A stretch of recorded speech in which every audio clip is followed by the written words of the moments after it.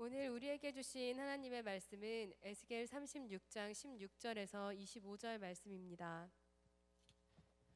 여호와의 말씀이 또 내게 임하여 이르시되 인자야, 이스라엘 족속이 그들의 고국 땅에 거주할 때에 그들의 행위로 그 땅을 더럽혔나니 나 보기에 그 행위가 월경 중에 있는 여인의 부정함과 같았느니라.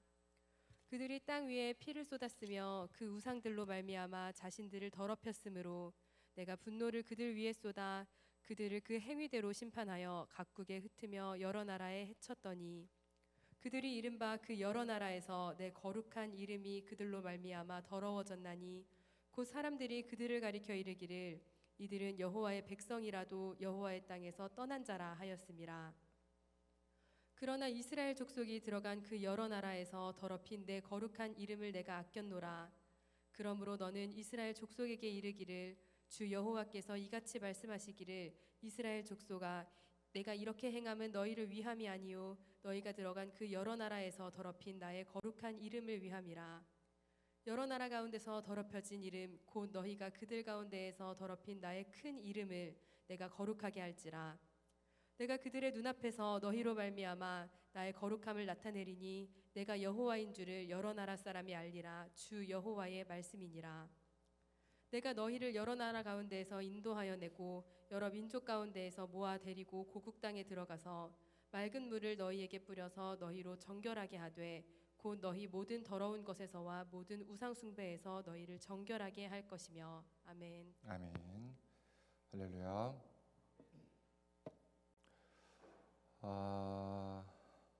오랜만에 보는 얼굴들이 많네요. 그렇죠? 가정에서 예배하다가 또 성전에서 예배하시는 분들이 많은데 반가워요. 우리 옆에 있는 분과 인사할까요? 잘 오셨습니다.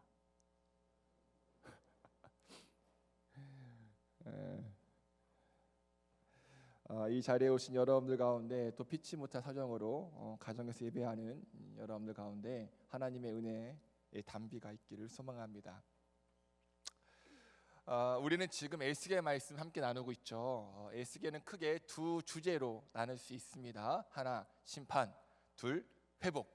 그래서 에스겔 1장부터 32장까지는 에스겔이 남유다와 주변 국가에 대한 심판을 예언합니다. 이 예언은 멸망으로 이루어졌죠. 33장부터 48장까지 끝장까지는 예루살렘이 멸망당한 후에 다시 회복된다라는 내용이 담겨 있습니다. 그럼 하나님께서 이스라엘을 어떻게 회복시키시느냐? 말씀으로요. 말씀으로 일하시는 하나님께서 사람들에게 말씀을 들려주시고 변화시키십니다. 그리고 말씀 전할 파수꾼을 세우시죠. 말씀 전하는 자에게 상이 있다고 약속하세요. 이러한 회복의 첫 번째 대상은 누구냐? 바로 이스라엘의 목자였습니다. 왜냐하면 이 공동체의 목자, 리더 역할이 굉장히 중요하기 때문이죠. 목자로 인해 공동체가 살 수도 있고 죽을 수도 있기 때문에 하나님께서는 이스라엘의 목자를 질책하시며 내가 직접 목자가 되시겠다라고 말씀하세요. 하지만 여기에 그치지 않으시고 박탈당한 목자의 자격을 다시 회복시키시고 자신의 양을 목자에게 맡기십니다. 내 양을 먹이라. 따라서 하나님께서 회복시키시는 첫 번째 대상은 이스라엘의 목자입니다. 그럼 하나님께서 또 어떤 것들을 회복시키실까요? 두 번째, 영토를 회복시키시고 세 번째, 하나님 백성으로서의 지위를 회복시키십니다. 오늘은 이 두 가지 내용, 영토와 지위 회복에 대한 내용을 함께 나눌 건데요. 먼저 영토 회복부터 살펴보죠. 말씀 읽어볼게요. 시작. 내 백성 이스라엘이 곧 고국으로 돌아올 터이니 너희 이스라엘의 산들아, 너희는 내 백성을 위하여 나뭇가지를 내어 뻗고 열매를 맺어라. 내가 너희의 편을 들겠다. 내가 너희에게로 얼굴을 돌리면 사람들이 너희 산악지대를 갈아서 씨를 뿌릴 것이다. 그리고 내가 너희 이스라엘 족속의 인구가 늘게 하여 성읍들에 사람이 다시 살고 폐허를 다시 건설할 것이다. 아멘. 자, 말씀 보시면 하나님께서 이스라엘의 산들을 향하여 선포하시죠. 뭐라고요? 너희는 내 백성을 위해 나뭇가지를 뻗고 열매를 맺으라고요. 왜요?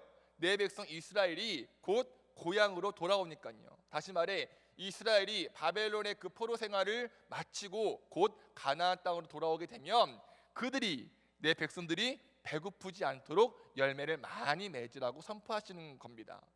재미있는 사실은 뭐냐? 이 말씀만 딱 읽으면은 마치 내일이라도 돌아갈 것만 같은 그런 느낌이잖아요, 그렇죠? 그런데 에스겔의 이 예언은 50년이 지나서야 이루어집니다. 50년이 지나서야 이스라엘 백성들이 예루살렘으로 돌아간다는 말이죠. 더 재밌는 건 뭐냐? 에스겔은 이미 알고 있었어요. 뭘요? 포로 생활이 50년이나 더 남았다는 것을 이미 알고 있었습니다. 누가요? 에스겔이요. 그럼 에스겔은 왜 앞으로 남은 50년이라는 시간을 무시하고 지금 바로 내일 이루어질 것처럼 말을 했을까요? 왜일까요? 왜냐하면 하나님께서 하신 그 회복의 말씀에 대한 강한 확신이 있었기 때문입니다. 반드시 이루어질 것이다. 반드시 이루어질 것이다. 얼마 전에 등산을 했는데요. 우리가 등산을 하다 보면 힘든 고비가 있잖아요. 정상은 안 보이고요. 저도 계양산에 올라갔는데 혼자 올라갔는데 죽겠더라고요. 그렇게 지쳐 있을 때에 위에서 항상 휘파람을 불면서 여유 있게 내려오는 분들이 계십니다. 그래서 그분들에게 물어보죠. 뭐라고요? 이렇게 울리는 것 같죠? 울려. 울면 안 돼. 뭐라고 묻죠? 정상까지 얼마나 남았냐고요. 그럼 그때 뭐라고 말을 해요? 그분들이 다 왔어요. 얼마 안 남았어요. 다 왔습니다라고 말합니다. 그 말 믿고 올라가면 진짜 얼마 안 남았나요? 다 뻥이죠. 그런데 그 말을 믿고 얼마 안 남았다는 말을 믿고 꾸역꾸역 올라갑니다. 왜요? 정상은 반드시 있으니까요. 마찬가지입니다. 에스겔은 확신했어요. 하나님께서 하신 말씀, 이스라엘의 영토를 회복시키시고 백성들이 모두 돌아갈 것이라는 그 말씀에 대한 확신이 있었습니다. 이걸 두 글자로 뭐라고 말할까요? 소망이에요. 어떤 한 청년이 이렇게 말했습니다. 목사님, 비록 제가 피투성이 같은 삶을 살고 있지만 이러한 삶을 살고 있는, 참고 견딜 수 있는 것은 하나님 나라에 대한 소망 같아요. 이 소망이 제 삶을 바꾸었습니다 라고 고백했습니다. 여러분, 하나님 살아계신가요? 네. 하나님께서 이 땅을 회복시키실 거라는 그 소망 있으신가요?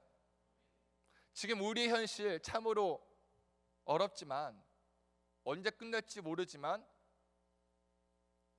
저는 확신합니다. 하나님께서 회복시키십니다. 이 땅을 회복시키십니다. 아멘이신가요? 네, 그 전에 모니터부터 회복시켰으면 좋겠는데 너무 울려갖고 하나님이 자꾸 나한테 뭐라고 말씀하시는 것 같아요. 네, 좀 모니터를 괜찮나요? 오케이, 좋아요. 죄송해요. 다시 처음부터 설교할까? 우리는 지금 에스겔 말씀 함께 나누고 있습니다. 에스겔은 크게 두 주제로 나누고 수 있죠. 하나님 살아계시고 하나님께서 이 땅을 반드시 회복시키십니다. 하나님의 강하신 손으로 모든 것을 끝내실 거라 저는 확신합니다. 성읍에 사람이 다시 살고 폐허를 다시 건설하신다 말씀하신 것처럼 하나님께서 이 땅 가운데 회복을 선포하시고 영적인 부흥을 주실 거라 믿습니다. 그럼 우리가 해야 할 것은 무엇이냐? 해야 할 일은 무엇이냐? 그 회복의 때가 언제인지 모르지만 당장 올 것이라 확신하고 소망하며 하루하루 하나님의 일하심을 바라보는 것입니다.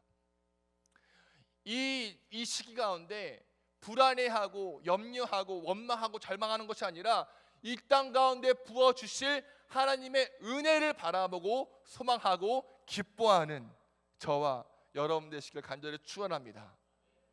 하나님께서 회복시킬 세 번째는 무엇인가요? 하나님 백성으로서의 지위입니다. 하나님 백성으로서의 지위. 제가 초등학교 4학년 때 여름방학 때 할머니 댁에 놀러 갔습니다. 제가 자주 자전거를 타고 놀았는데 제 고향이 어딘지 아시죠? 네, 롯데리아가 있는 강화입니다. 얼마 전에 투썸 생겼더라고요. 기뻤어요. 하지만 할머니 댁은 강화 중에도 완전히 깡촌이었어요. 여러분 무시하는 눈빛 정말 싫어요. 네, 뭐 완전히 시골이었습니다. 돼지나 소를 키우고 농사 짓는 동네였죠. 아무튼 자전거를 타고 그 동네를 활보하다가 이 언덕을 이렇게 지나가는데 실수로 핸들을 놓친 거예요. 그래서 언덕 옆으로 떼굴떼굴 굴러 떨어졌습니다. 막 자전거랑 함께 이렇게 떼굴떼굴 굴러 떨어졌는데 하필 굴러 떨어진 곳이 하천이었습니다. 돼지 키운다고 했잖아요. 소 키운다고 했죠. 그 하천에 돼지똥도 있고 음식물 쓰레기도 막 뒤섞여서 흐르는 하천이었는데 거기에 빠진 거죠. 제가 그때부터 얼굴이 그래서 머리부터 발끝까지 오물범벅이 되어서 그 상태로 할머니 댁에 집에 갔는데 제 치아밖에 안 보였대요. 그래서 할머니께서 제 그 더러워진 몸을 깨끗하게 물로 닦아 주셨습니다. 마찬가지예요. 이스라엘 백성들은 더러운 죄로 범벅이 되었습니다. 교만과 안일함과 불순종의 죄로 까맣게 되었죠. 하나님 백성으로서의 그 거룩함을 상실했습니다. 결국 그들은 하나님께 심판을 받아 멸망을 당했죠. 이렇게 그들은 하나님 백성으로서의 지위를 상실했지만 하나님께서 어떻게 하신대요? 그 지위를 회복시키신답니다. 어떻게요? 더러워진 죄를 깨끗하게, 정결하게, 거룩하게 하심으로요. 그럼 어떻게 정결케 하실까요? 두 가지가 있는데 말씀 읽어보겠습니다. 시작. 내가 너희를 이방 민족들 가운데서 데리고 나아오며 그 여러 나라에서 너희를 모아다가 너희의 나라로 데리고 들어가겠다.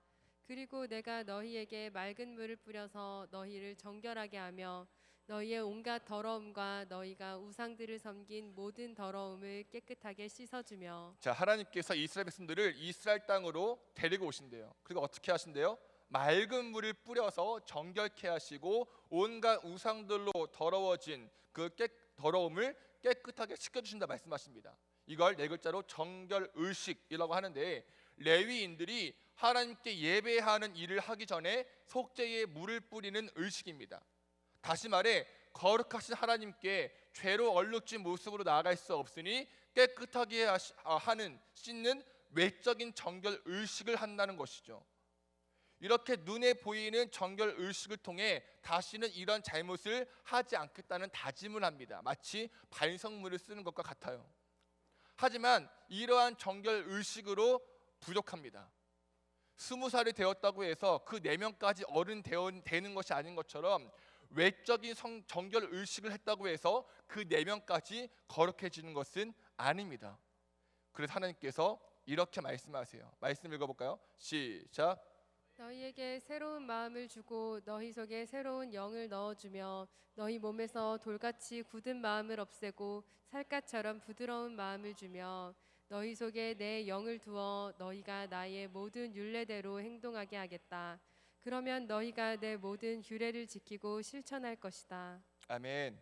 자, 여러분, 제가 그 똥 오줌 음식물 쓰레기 오물을 뒤집어 썼을 때에 할머니께서 물로 깨끗하게 씻겨주셨습니다. 그래서 저는 이전과 같이 깨끗하게 되었죠. 하지만 그 물이 제 마음까지 씻길 수는 없었습니다. 마찬가지예요. 정결 의식을 통해 그동안 지었던 죄를 용서받을지는 몰라도 그들에게는 여전히 죄를 지을 가능성이 충분합니다. 그들에게는 새로운 삶을 살 수 있는 능력이 없습니다. 그래서 주님께서 말씀하세요. 내가 너희에게 새로운 마음을 주겠다고요. 내가 너희 속에 새로운 영을 주겠다고요. 내가 너희 몸에서 돌같이 굳은 마음을 없애고 살갗처럼 부드러운 마음을 주겠다고요. 너희 속에 내 영을 두어 너희가 내 모든 율례대로 행동하게 하겠다고요. 다윗을 보세요. 다윗이 유부녀인 밧세바를 범하고 나단 선지자가 다윗의 죄를 지적하자 다윗이 하나님께 뭐라고 기도하죠? 하나님, 내 속에 깨끗한 마음을 새로 지어주시고 내 안에 정직한 새 영을 넣어주십시오라고 기도합니다. 다윗은 알았어요. 자기 자신이 자신의 마음을 새롭게 할 수 없다는 것을요. 하지만 사람들은 자꾸 착각을 해요. 내 의지에 따라서 마음이 달라질 수 있어. 내가 마음만 먹으면 인생이 달라질 수 있어. 여러분 정말 그럴까요? 그렇지 않아요. 내 마음의 정원을 가꿀 수 있다고 하지만 그렇지 않습니다. 내 마음을 가꾸시고 새롭게 창조하시고 변화시키시는 분은 오직 하나님밖에 없습니다. 하나님 없는 마음은 외롭고 공허하죠. 하나님 없는 마음은 수도 없이 변해요. 하나님 없는 마음은 미움과 원망과 불평으로 가득합니다. 하나님 없는 마음은 불안해요. 다른 어떤 것으로 채우려고 해도 부족하죠. 잡초가 무성하게 자란 정원과 같습니다. 하지만 나를 창조하신 하나님, 질서의 하나님께서 내 안에 계실 때에 나는 요동하지 않습니다. 감사와 기쁨이 넘쳐요. 내 존재 이유를 알게 됩니다. 담대하게 돼요. 질서가 잡힙니다. 왜요? 하나님께서 나를 만드셨고 나를 잘 아시니까요. 자동차를 만드는 사람이 자동차의 모든 기능을 다 아는 것처럼, 마이크를 만드는 사람이 마이크의 모든 기능을 다 아는 것처럼 나를 만드신 하나님께서 나의 마음과 내 전부를 알고 계시며 새롭게 하십니다. 그 하나님께서 나에게 새로운 마음을 주신답니다. 그 하나님께서 새로운 영을 주신대요. 돌같이 굳어진 나의 마음을 없애시고 살갗이 부드러운 마음을 주신답니다. 그렇게 새로운 마음과 새 영을 허락하심으로 반항했던 인생에서 순종하는 인생으로, 교만했던 인생에서 겸손한 인생으로 바꾸신답니다. 불안했던 인생에서 담대한 인생으로, 불평했던 인생에서 감사한 인생으로, 공허했던 인생에서 기뻐하는 인생으로 완전히 바꿔주신다 말씀하십니다. 저는요, 지금 예배하는 이 순간에도 하나님께서 우리와 함께 하시고 우리에게 새로운 마음과 새로운 영을 부어주실 줄 믿습니다. 깨끗한 마음을 창조하시고 정직한 영을 주실 줄 믿습니다. 오늘 이 놀랍고 아름다운 역사를 경험하는 저와 여러분 되기를 간절히 축원합니다. 자, 지금까지 말씀 정리해 보죠. 에스겔은 심판과 회복의 말씀입니다. 하나님께서는 멸망당한 이스라엘을 향해 회복을 선포하세요. 그럼 어떻게 회복하시죠? 말씀으로요. 말씀으로 회복시키십니다. 그 하나님께서 무엇을 회복시키실까요? 첫째, 이스라엘의 목자. 둘째, 영토. 셋째, 하나님 백성으로서의 지위. 마지막으로 하나님 백성의 그 지위를 회복시키시는 방법 두 가지. 하나, 정결 의식을 통해. 둘, 새 마음과 새 영을 주심을 통해. 참 깔끔하죠? 그럼 하나님께서 새로운 마음과 새 영을 허락하실 때에 그 결과는 무엇일까요? 회복의 결과는 무엇일까요? 먼저 율례를 행하게 됩니다. 27절 읽어보겠습니다. 시작. 너희 속에 내 영을 두어 너희가 나의 모든 율례대로 행동하게 하겠다. 그러면 너희가 내 모든 율례를 지키고 실천할 것이다. 네, 하나님께서 백성들을 회복시키실 때에 그들이 하나님의 규례를 지키고 실천하게 될 것이라 말씀하십니다. 사랑하는 연인과 싸우면 그 사람과 아무것도 하기 싫지만 그 관계가 회복되면 모든 것을 함께하고 싶은 것처럼 하나님과의 관계가 회복되어지면 하나님께서 하신 모든 말씀들이 달콤하게 스윗하게 들리고 그 말씀에 순종하게 됩니다. 그걸 28절에서 이렇게 표현합니다. 너희는 내 백성이 되고 나는 너희의 하나님이 될 것이야. 저는 이 말씀이 저와 여러분들의 고백이 되길 축원합니다. 하나님이 저 멀리에 있는 사돈의 팔촌처럼 느껴지는 것이 아니라 어렵고 어색하고 민망한 관계가 아니라 저는 하나님의 것입니다. 하나님은 나의 하나님이십니다. 라고 고백하는 관계가 되기를 소망합니다. 또 하나님께서 새 마음과 영을 허락하시면 진정한 회개의 결단을 하게 됩니다. 말씀 읽어보죠. 시작. 너희가 너희의 악한 생활과 좋지 못했던 행실들을 기억하고 너희의 온갖 악과 역겨운 일들 때문에 너희 자신을 미워하게 될 것이다. 아멘. 자, 하나님께서 새로운 마음과 새로운 영을 부어주시면, 허락하시면 그동안 자신이 했던 악한 일, 악한 생활과 좋지 못한 행실들을 기억하게 된답니다. 여러분 혹시 그런 경험 있으신가요? 얼마 전에 내가 한 행동과 말이 그때에는 전혀 잘못으로 느껴지지 않았는데 말씀을 듣거나 기도하다 보니까 그 말과 행동이 죄였구나 하는 것을 깨달은 경험이요. 어떠한 청년이 이런 고백을 했습니다. 예전에는 아버지를 미워하는 것이 너무나 당연했는데 말씀을 가까이 하다 보니까 아버지를 미워한 것이 나의 가장 큰 죄였다는 것을 알게 되었다고요. 그리고 아버지를 용서하고 사랑하게 되었다고 말합니다. 그럼 왜 이런 경험을 했을까요? 빛 대신 예수님께서 나에게 다가오셔서 어둠 속에 감춰진 나의 죄를 밝히시기 때문이에요. 죄를 깨닫게 되는 거죠. 그럼 그 죄가 너무나 역겹게 느껴지고 그 죄를 저지른 내 자신을 미워하게 됩니다. 그래서 진정한 회개와 결단을 하게 되고요. 이렇게 하나님께서는 회복을 통해 진정한 회개와 결단을 이루신다는 것을 기억하시기 바랍니다. 마지막으로 하나님께서 새 마음과 영을 허락하실 때에 어떤 일이 생기느냐? 이스라엘의 땅이 에덴 동산과 같이 회복됩니다. 마지막 말씀 읽어보죠. 시작. 전에는 지나가는 사람들이 황폐한 땅을 보며 지나다녔으나 이제는 그곳이 묵어있지 않고 오히려 잘 경작된 밭이 될 것이다. 그래서 사람들이 말하기를 황폐하던 바로 그 땅이 이제는 에덴 동산처럼 되었고 무너져서 폐허와 황무지가 되었던 성읍마다 성벽이 쌓여 올라가서 사람 사는 땅이 되었다고 할 것이다. 아멘. 저는 이 말씀이 참 소망이 되었습니다. 여러분, 하나님께서 우리에게 새로운 마음과 새 영을 부어주시면 우리는 하나님과의 관계가 회복된답니다. 하나님과의 관계가 온전히 회복되어지면 진정한 회개와 결단이 이루어지고 하나님 말씀의 기쁨으로 순종할 수 있대요. 우리의 인생이 변화되어진다는 말이죠. 그럼 이스라엘 땅이 에덴 동산과 같이 회복된다는 말은 무슨 말일까요? 이 땅 가운데 하나님의 사람들로 가득해진다는 뜻이에요. 즉 하나님을 사랑하고 예배하는 자들로 가득해진다는 뜻이죠. 여러분, 에덴 동산은 완벽한 장소였습니다. 잘 알고 있는 표현대로 젖과 꿀이 흐르는 장소였죠. 하지만 에덴 동산이 에덴 동산 될 수 있었던 이유는 그 젖과 꿀이 흐르기 때문이 아니라 하나님이 계셨기 때문이에요. 아무리 젖과 꿀이 흘러도 하나님 계시지 않으면 그것은 폐허입니다. 질서가 없는 곳이에요. 제가 자주 쓰는 표현이 있잖아요. 지옥은 뜨거운 불구덩이만이 지옥이 아니라 하나님 계시지 않는 내 마음, 하나님 계시지 않는 그 곳이 지옥이라고요.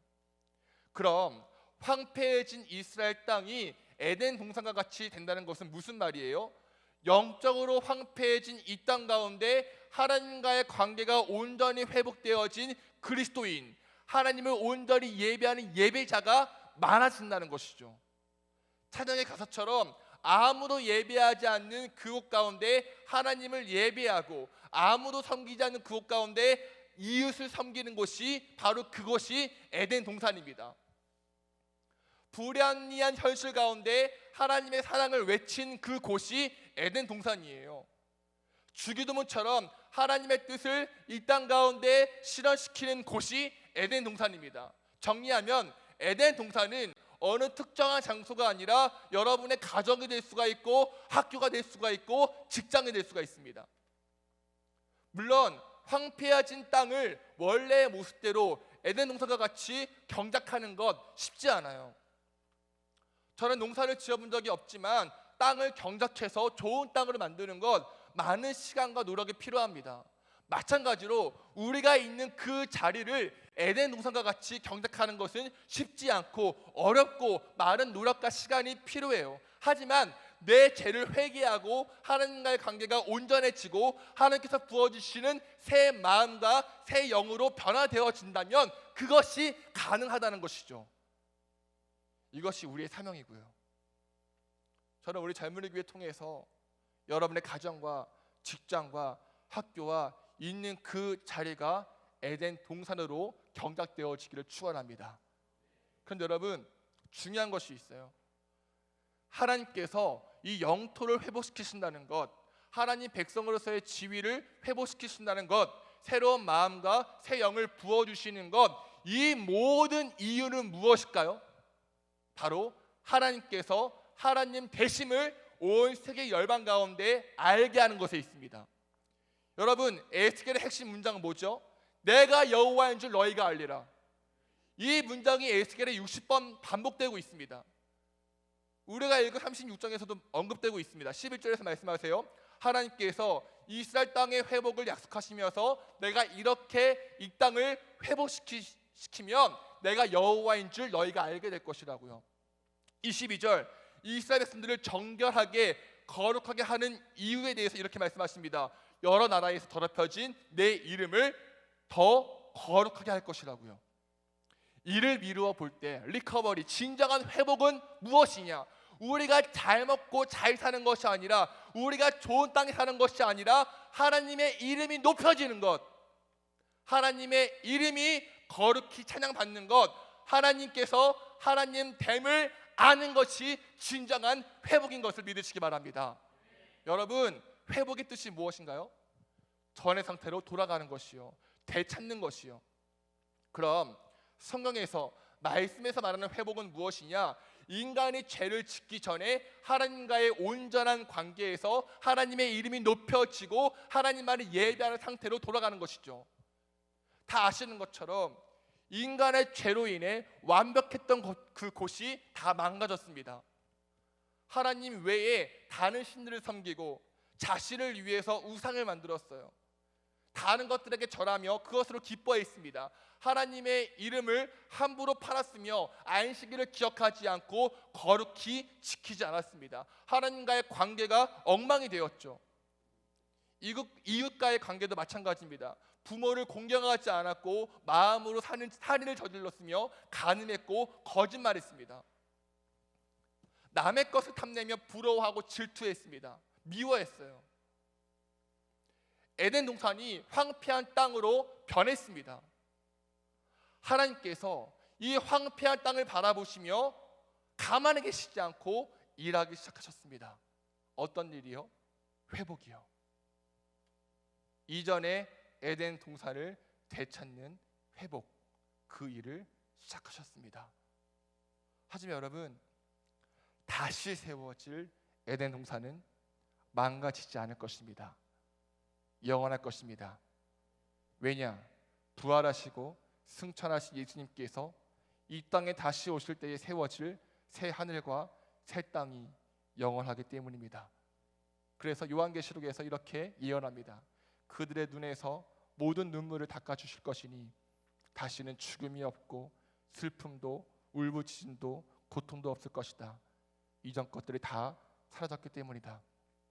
다시 저주가 없으며 하나님과 그 어린 양의 보좌가 그 가운데 있으리니 그의 종들이 그를 섬기며 그의 얼굴을 볼 터이요 그의 이름도 그들의 이마에 있으리라. 다시 밤이 없겠고 등불과 햇빛이 쓸데없으니 이는 주 하나님이 그들에게 비치심이라. 그들이 세세토록 왕노릇 하리로다. 할렐루야. 여러분, 진정한 회복은 하나님만 홀로 영광 받는 것입니다. 하나님께서 나의 하나님, 우리의 하나님 됨을 아는 것입니다. 하나님만이 모든 만물의 주인이시고 왕이심을 인정하는 것입니다. 영원히 무너지지 않는 하나님 나라, 다시는 눈물이 없고 죽음도 슬픔도 울부짖음도 없는 하나님 나라, 저주가 없고 주의 얼굴을 마주할 수 있는 하나님 나라가 세워지는 것이 진정한 회복임을 믿으시기 바랍니다. 말씀을 정리합니다. 여러분, 하나님께서 이 땅을 반드시 회복시킬 것입니다. 아멘이신가요? 그것이 언제인지 몰라요. 하지만 그 날을 꿈꾸며 기대하며 하루하루 살아가야 합니다. 또한 하나님께서 이스라엘 백성으로서의 그 지위를 회복시키실 것입니다. 우리의 예배, 여러분들의 예배, 우리의 정결함과 거룩함을 회복시킬 것입니다. 우리의 지위를 회복시키시는 방법, 새 마음과 새 영을 부어주시는 것이죠. 오늘도 성령님께서는 이곳 가운데 임재하셨고 여러분들의 마음 가운데 새 마음과 새 영을 부어주고 계십니다. 아멘이신가요? 네. 바로 그때 우리는 우리의 죄를 밝히 볼 것이며 하나님 말씀에 순종하는 새로운 인생 살게 됩니다.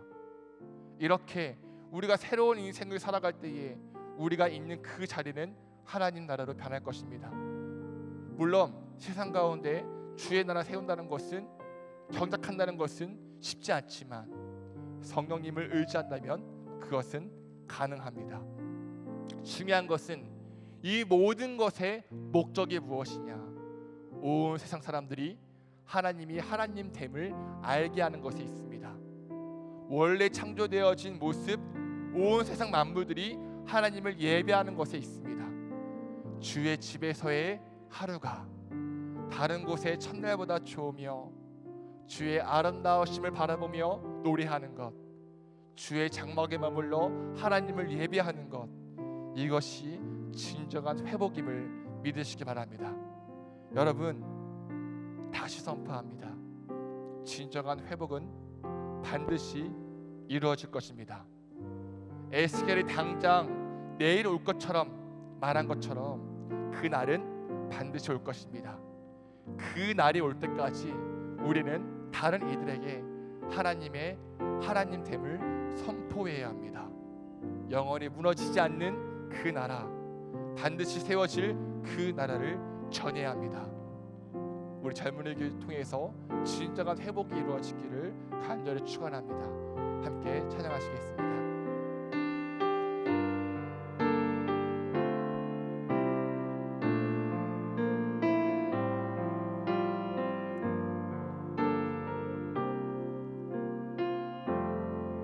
주님 내가 주의 장막에 사모합니다. 오직 주의 임재를 갈망합니다. 주의 집에서의 하루가 다른 곳의 첫날보다 좋으니 주 사랑 안에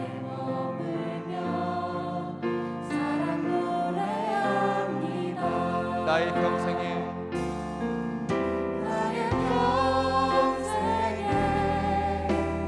단 한 가지 소원, 주의 아름다우심 보며 사랑 노래하는 것, 나의 원 되신 주님의 얼굴 구하며 주 사랑 안에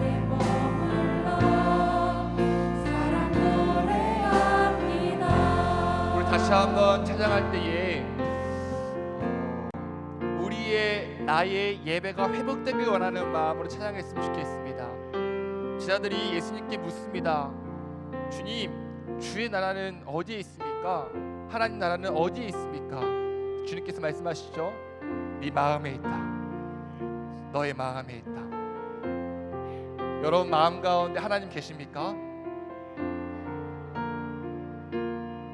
내 마음 가운데 하나님을 다시 한번 모시고 오늘 이 시간 성령님께서 여러분 마음 가운데 새 마음과 새 영을 부어주실 때에 하나님, 내가 나의 예배가 회복되어지고 하나님과의 관계가 회복되어지고 오직 주님만으로 만족하며 주님만으로 기뻐하며 주님만으로 행복하는 나의 삶이 되기 원합니다.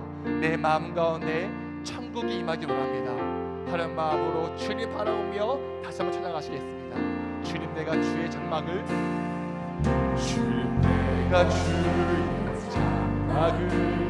사모합니다. 오직 주의 임재를 갈망합니다. 주의 집에서의 하루가 다른 곳에 전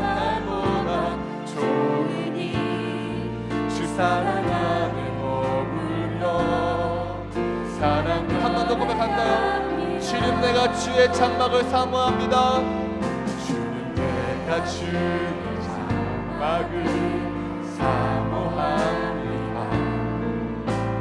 오직 주의 임재를 갈망합니다. 주의 집에서의 하루가 다른 곳의 첫날보다 좋으니 주 사랑 안에 머물며 사랑 노래합니다. 나의 평생에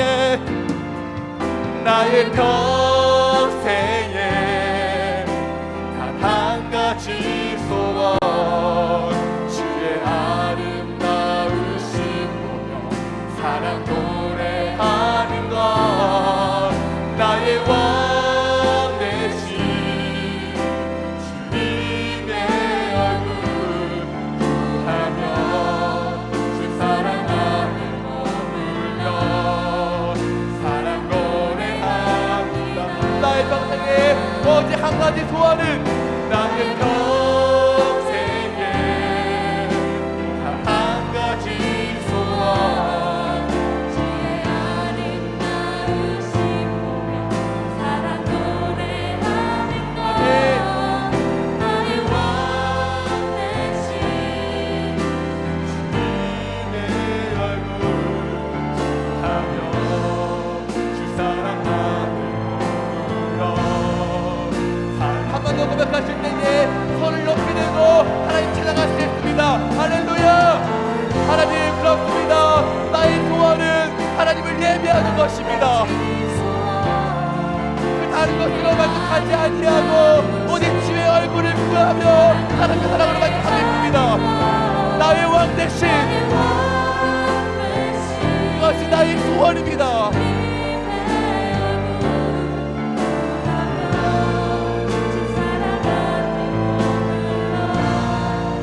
사랑 노래합니다. 나의 평생에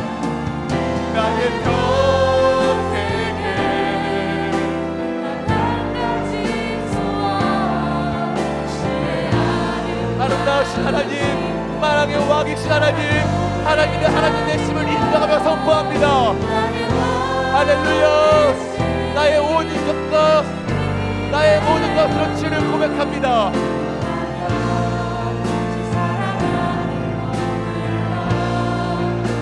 더 큰 목소리로 고백합시다. 선포합시다. 나의 평생에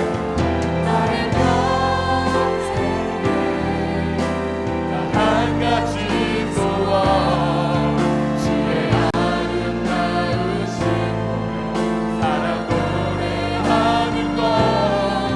나의 왕 되신 주님의 얼굴 구하며 사랑 안에 머물러 사랑 노래합니다. 나의 평생에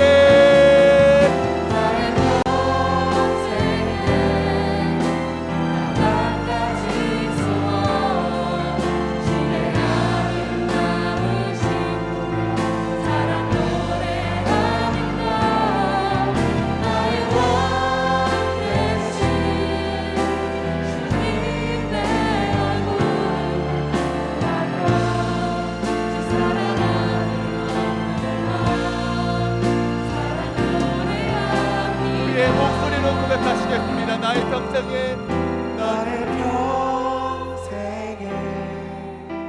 단 한 가지 소원 주의 아름다우신 보며 사랑 노래하는 것.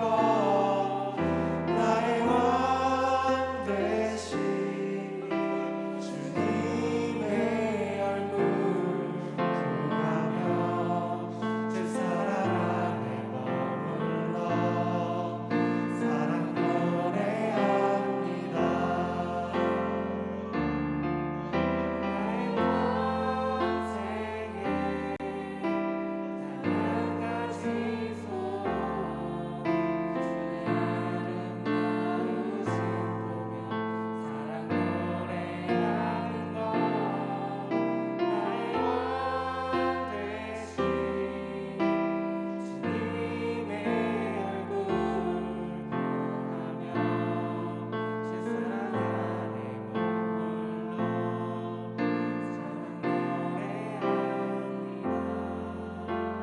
이 시간 기도할 때 하나님 새 영을 새 마음을 부어주시옵소서. 우리의 마음이 굳어졌습니까? 돌같이 딱딱합니까?